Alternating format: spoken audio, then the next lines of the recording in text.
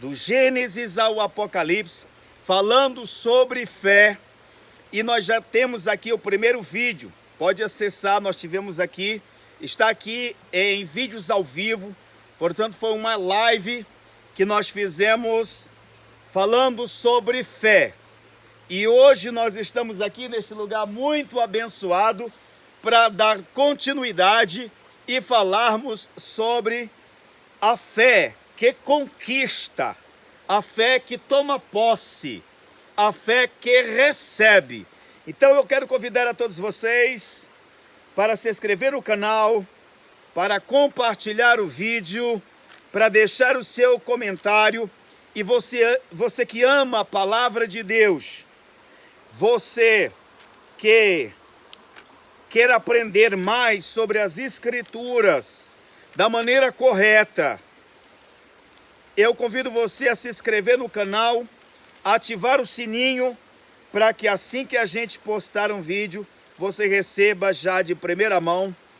Não esqueça de compartilhar, pessoal, porque assim outras vidas são abençoadas também e acabam recebendo a bênção de Deus através do seu compartilhamento.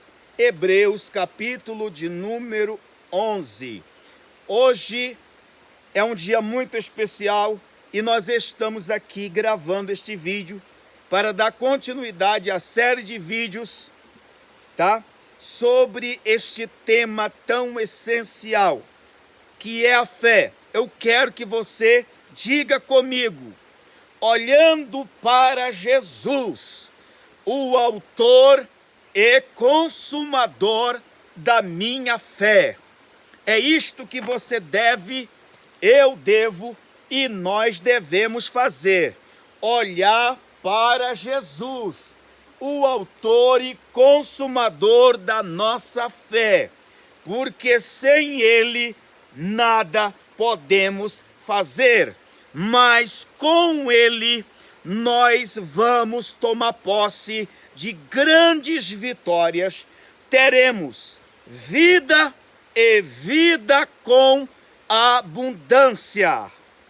Só você que acredita já pode ir escrevendo: eu creio, eu tomo posse, eu recebo. Eu quero que você abra a sua Bíblia comigo na carta aos Hebreus, no versículo de número 30. Carta aos Hebreus. Aqui, ó, carta aos Hebreus, capítulo 11, versículo de número 30.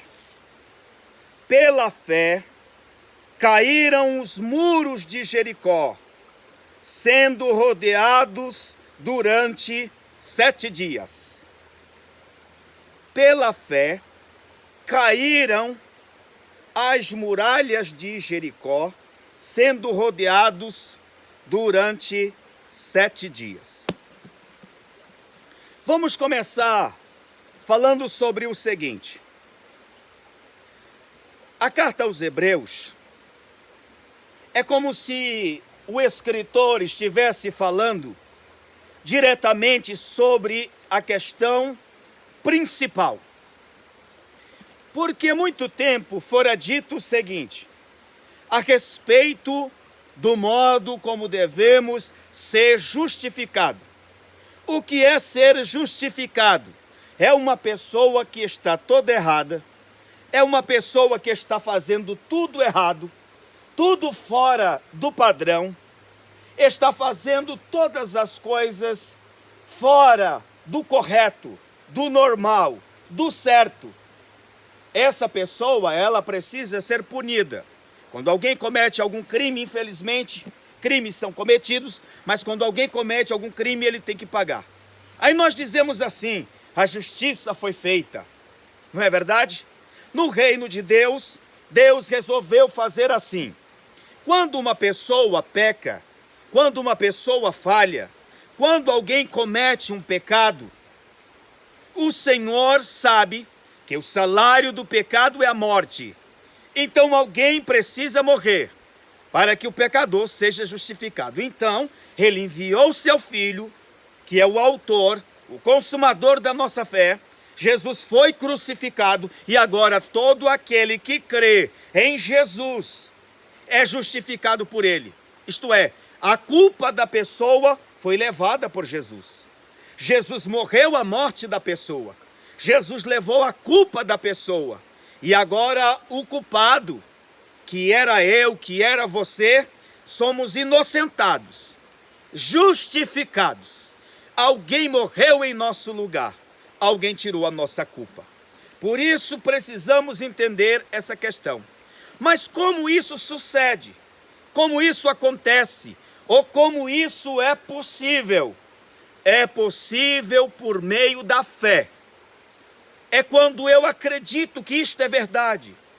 É quando eu acredito que é assim mesmo, que Deus fez a coisa certa.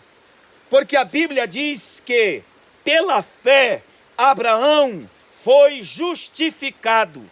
E você já deve ter lido nas Escrituras: o justo viverá pela fé, e se ele recuar, diz o Senhor, minha alma não tem prazer nele.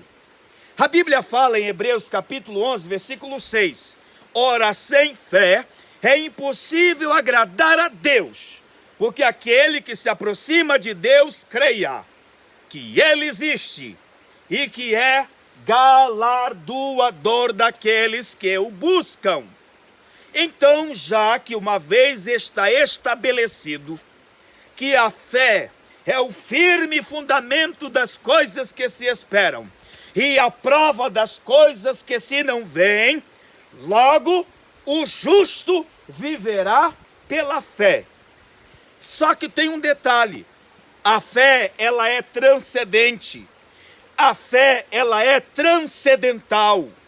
A minha fé em Cristo Jesus, ela me santifica, me purifica, me perdoa, me justifica, escreve o meu nome no livro da vida e também me abençoa.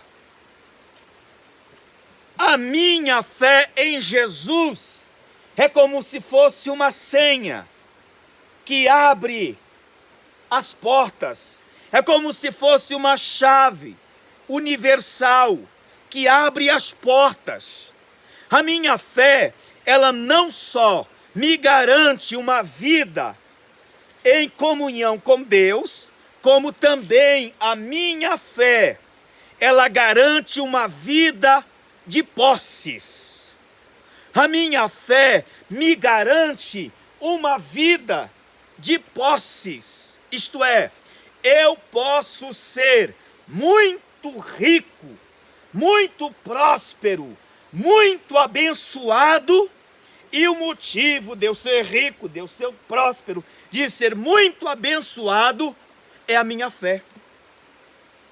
É a minha fé. Primeiro, eu vou provar para vocês. Primeiro, a Bíblia diz que quando Abraão estava já estabelecido na terra de Canaã, ele era muito rico em gado, ele era muito rico em ouro, ele era muito rico em prata, ele era muito rico em pedras preciosas, tinha muitos animais e muita gente ao seu serviço.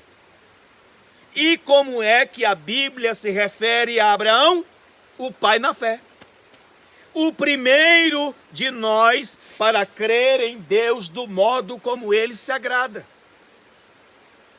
A Bíblia fala que Abraão é nosso pai na fé. E não há homens na Bíblia cuja fé se equipara à de Abraão. Abraão era tido como um homem de grande fé. Ele foi justificado pela fé. A Bíblia fala que Abraão era próspero, era abençoado. Portanto, que fique claro, se você entendeu, deixa o comentário aí, eu entendi. Deixa o seu comentário se você tiver alguma questão, alguma pergunta. Que fique claro que a nossa fé, ela não só nos eleva na presença de Deus para sermos seus filhos, para andarmos na sua presença, para termos os pecados perdoados, para termos as ofensas perdoadas, mas também a fé nos eleva para termos uma vida abençoada. A Bíblia diz que o nosso Deus é dono do ouro e da prata. A Bíblia diz que do Senhor é a terra, o céu e a sua plenitude. Então aqui no versículo que nós lemos, olha o que diz a Bíblia. Pela fé caíram os muros de Jericó, sendo rodeados durante 7 dias. Muita gente não sabe, muita gente não entende o que está acontecendo aqui. E eu vou rapidamente resumir aqui para você. Quando o Senhor Deus chamou Abraão, o Senhor fez a ele a promessa de que daria a ele uma terra que emanasse leite e mel. O Senhor prometeu a ele que faria dele uma grande nação. O Senhor prometeu a ele que ele seria pai de reis. Sim, pois reis de povos saíram de Abraão e de Sara, dos lombos deles. Muitos descendentes de Abraão, como Saul, rei de Israel, como Davi, rei de Israel, como Salomão, rei de Israel. E depois o reino se dividiu em Jeroboão, em Roboão. E aí teve o reino do norte, o reino do sul, os reis de Judá, os reis de Israel. Então, foram mais de 30 reis que descenderam. E esses reis, como o grande rei Davi, como o sábio rei Salomão, foram reis que vieram descendentes de Abraão e de Sara, da promessa que Deus havia feito. Então você precisa confiar na promessa desse Deus, de que se Ele promete, Ele cumpre a sua promessa. O Senhor, um certo dia, disse a Abraão: não posso esconder de Abraão as coisas que eu pretendo fazer, pois a nação que vai descender de Abraão será escravizada por 430 anos. Vou falar com ele. Deus disse a Abraão: preciso falar com você, mas antes, prepara-me um sacrifício. As aves você deixa inteira, os animais que você matar, como o cordeiro, o carneiro, como um boi, você parte no meio. Eu virei, disse o Senhor, numa grande chama e passarei entre essas metades e as consumirei. E em seguida eu vou falar com você. Muito bem, Abraão fez e o Senhor veio. Quando o Senhor veio, consumiu todo aquele holocausto, disse: Abraão, de fato a tua descendência será numerosa, mas eles serão escravizados e maltratados no Egito por 400 anos. Mas você pode ficar tranquilo, porque quando eles saírem de lá, eles sairão muito abençoados. E isto nos remete a Deus, já no capítulo 3 de Êxodo. Quando o Senhor vê que chegou o tempo, chegou a hora, chegou o momento, e ele já tem a pessoa certa, o Senhor acende uma sarça lá nas bandas do Horebe. E quando Moisés vê a sarça, ele fica admirado, porque o fogo queima, mas a árvore não consome. Imagine essa árvore aqui, ó, pegando fogo. Pensa bem, isto aqui pegando fogo já seria de se admirar. Mas o fogo ardia, mas não se consumia. Havia fogo, mas as folhas não se queimavam. Assim aconteceu naquele dia. Moisés se aproxima. Quando ele chega, o Senhor diz: Moisés, Moisés, Senhor, tire a sandália dos teus pés, porque o lugar onde você está é uma terra sagrada. Moisés encobre o rosto, se aproxima do Senhor de joelhos, e o Senhor diz: Moisés, eu sou o Deus de Abraão, o Deus de Isaque, o Deus de Jacó. Eu tenho ouvido atentamente a voz do meu povo, e sei da aflição que eles estão, e estou enviando você para que você tire o meu povo do Egito. Moisés diz: mas quem sou eu para ir a Faraó e tirar Israel do Egito? O Senhor diz: eu estarei com você. E assim que você tirar o povo de Israel do Egito, traga eles para cá, porque aqui entregarei a eles meus mandamentos, minhas leis, meus preceitos, meus ensinamentos. Assim partiu Moisés com Arão, e foram até o Egito. E o Senhor castigou os egípcios com muitas pragas, pois os egípcios tinham humilhado o povo de Israel. Naquela meia-noite em que o povo saiu do Egito, o Senhor aquebrantou o coração dos egípcios, e eles saíram pegando tudo que era de valor: ouro, prata, pedras preciosas, vestes, tecidos, animais, e entregaram para o povo de Israel, para podê-los tirá-lo da presença deles, porque eles estavam aflitos, pois Israel estava trazendo muitos castigos para os egípcios. Assim partiu o povo, muito rico em gado, e em bênçãos, e em pedras preciosas. E Moisés conduziu o povo. Moisés levou o povo. E nós sabemos que Deus trabalhou na mentalidade do povo. O Senhor trocou aquela geração por uma geração. E interessante o que a Bíblia Sagrada diz. E eu quero que você agora tome cuidado, porque eu vou lhe dizer: sabe por que Deus trocou aquela geração por uma nova geração? Porque a primeira geração era incrédula. Deus dizia: amanhã haverá pão. E eles passavam a noite inteira murmurando: pão não sei da onde, aqui não tem massa, aqui não tem trigo, aqui não tem padeiro, aqui não tem padaria, aqui não tem confeitaria. Mas no outro dia tinha pão. Eles ouviam o Senhor dizer: amanhã tem churrasco, amanhã tem carne. Eles ficavam a noite inteira dizendo: não sei de onde vai haver carne, não sei de onde vai haver churrasco, porque eu não vou matar minhas vacas, eu não vou matar meus cordeiros. Esses cordeiros, essas vacas, é para quando eu chegar na terra que jurou o Senhor. Eu vou fazer uma fazenda, eu vou cultivar, eu vou plantar, eu vou criar meu rebanho. Eu não vou matar minha vaca, não dou nem um cabrito. E o Senhor dizia: não, eu não estou pedindo o gado de vocês, amanhã terá carne. E no outro dia tinha carne. O Senhor dizia: por que vocês estão reclamando? E eles diziam: quem é que pode andar no deserto com sede? Cadê a água para beber? E o Senhor dizia: amanhã Moisés vai na rocha, e ele vai tirar a água da rocha para vocês. E eles diziam: o Senhor deve estar brincando conosco, o Senhor deve estar brincando com a gente, o Senhor pensa que a gente é maluco? Se o Senhor dissesse que era para a gente cavar um poço, tudo bem, mas vai sair água da pedra? Não existe isso. E no outro dia tinha a água da rocha. Deus tirou a água para o povo.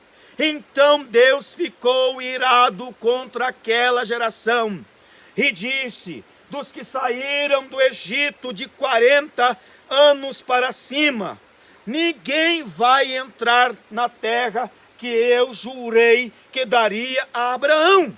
Por causa do quê? Por causa da incredulidade deles. A incredulidade é inimiga das nossas bênçãos. Não podemos, não devemos deixar que a incredulidade nos impeça de ter a fé que alcança o coração de Deus. Olha o que diz Hebreus 11, versículo 6, a parte B.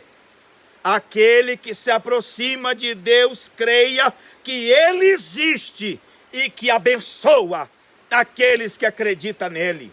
Deus abençoa aqueles que têm fé nele e que acreditam na sua palavra. Aquela geração morreu. Uma nova geração de fé é a geração que ouviu da boca de Josué: o Senhor, ó Israel, hoje entrega a terra que prometeu. A primeira cidade é Jericó. Vocês atravessarão o Jordão em pé enxuto, assim como o Senhor abriu o mar vermelho Ele vai abrir o Jordão, e vocês passarão em pés enxutos. Vocês possuirão a terra que jurou o Senhor. E quando vocês atravessarem, a ordem do Senhor é: tenham fé, que se vocês andarem em volta da cidade em silêncio, o Senhor derribará as muralhas. Não digam nada. 7 dias vocês darão volta na cidade de Jericó. No 7º dia, vocês darão 7 voltas. E fiquem atentos, porque quando a trombeta tocar, vocês podem gritar mais alto que puderem. Assim diz a Bíblia, Hebreus capítulo 11, versículo 6. Pela fé, as muralhas de Jericó caíram. Quando o povo gritou, a muralha veio ao chão. E para mostrar que foi Deus que derribou a muralha, havia uma mulher chamada Raabe, que pela fé creu que Deus ia dar o livramento para ela, porque ela escondeu os espias. E os espias disseram: olha, há muitas casas em cima da muralha de Jericó. Não dá para saber qual é a sua, a não ser que você coloque um pano vermelho aqui na janela, para que quando a gente vier, a gente saiba que você mora aqui. A casa de Raabe ficava em cima do muro, e Deus honra quem honra a ele. Deus honra quem honra o servo dele. Toda a muralha de Jericó caiu, mas a casa de Raabe não caiu. Permaneceu firme, e ela foi a ancestral do rei Davi. A Bíblia diz em Hebreus, pela fé, Raabe, a mulher que morava no muro, não pereceu com os incrédulos, porque creu que Deus iria entregar Jericó para os israelitas, e ela permaneceu. Pela fé ela venceu. Pela fé Israel conquistou a terra que Deus havia jurado, entregou a bênção, e o povo foi abençoado. E a terra que Deus deu para eles é deles até hoje. E toda nação, povo ou reino que tenta tirar a terra de Israel, Israel vai para cima com tudo e logo reconquista a terra. Por quê? Porque a terra é deles. Quem deu foi Deus. E aquilo que Deus dá, ninguém toma. Você pode escrever aí, você pode se inscrever no canal, você pode ativar o sininho e você pode escrever assim, ó: aquilo que Deus dá, ninguém toma. Deus te abençoe. Muito obrigado por sua audiência e até a próxima, se Deus assim nos permitir. Até breve.